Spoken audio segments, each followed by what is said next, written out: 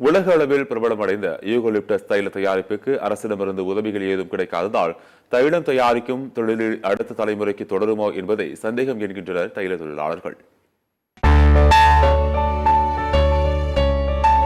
நீலகிரி மாவட்டத்திற்கு வரும் சுற்றுலா பயணிகள் விரும்பி வாங்கி செல்லும் பொருட்களாக நீலகிரி தேயிலை தூள், ஊட்டி வர்க்கி, ஹோம்மேட் சாக்லேட் ஆகியவை இருந்து வருகிறது. இந்த பட்டியலில் முக்கியம் வகிக்கிறது நீலகிரியில் தயாரிக்கப்படும் நீலகிரி தைலம் எனப்படும் யூகாலிப்டஸ் ஆயில்.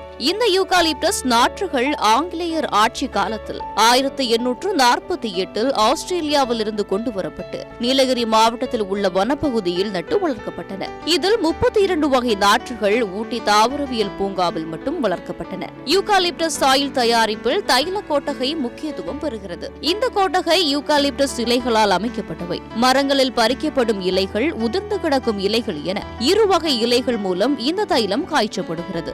முதலில் இலைகளை ட்ரம்களில் போட்டு காய்ந்த இலை, பச்சை இலை என 2 வகை இலைகளுக்கு ஏற்ப தேவையான அளவு நீரை ஊற்றி வேக வைக்கப்படுகிறது.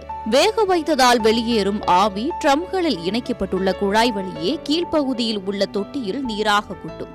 அந்த நீரில் அடர்த்தி குறைவான தைலம் மிதக்கும். நீரானது கீழ்ப்பகுதிக்கு சென்று வெளியேறும். எஞ்சிய தைலத்தை எடுத்து வடிகட்டி சுத்திகரிப்பு செய்து விற்பனைக்கு தயார் செய்வோம்.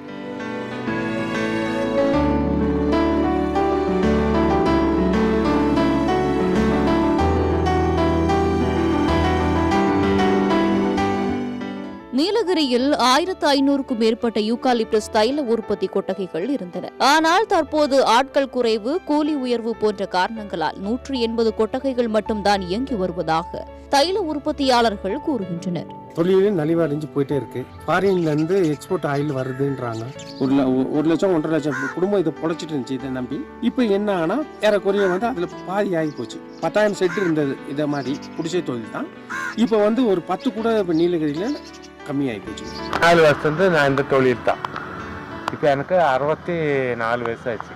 அப்போது நம்ம இது அப்படியே வர்றவங்க போகிறவங்கள்ட்ட எல்லாம் இலை வாங்குறது, குடிக்கிறது, லேபருக்கு வர்றாங்க எல்லாம் கொடுத்துட்டு அவங்களுக்கு ஏதோ மீறி வந்து நமக்கு ஒன்றும் இருக்காது.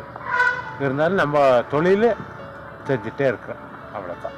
நீலகிரி தைலத்துக்கு நல்ல கிராக்கி இருந்தும் தொழிலாளர் பற்றாக்குறை, சீனாவில் இருந்து கொண்டு வரப்படும் தைலம் மற்றும் கூலி உயர்வு உள்ளிட்ட பல்வேறு பிரச்சினைகளால் உற்பத்தி குறைந்து வருகிறது. கடந்த காலங்களில் கொட்டகையில் மாதம் ஒன்றுக்கு 600 லிட்டர் தைலம் உற்பத்தி செய்யப்படும்.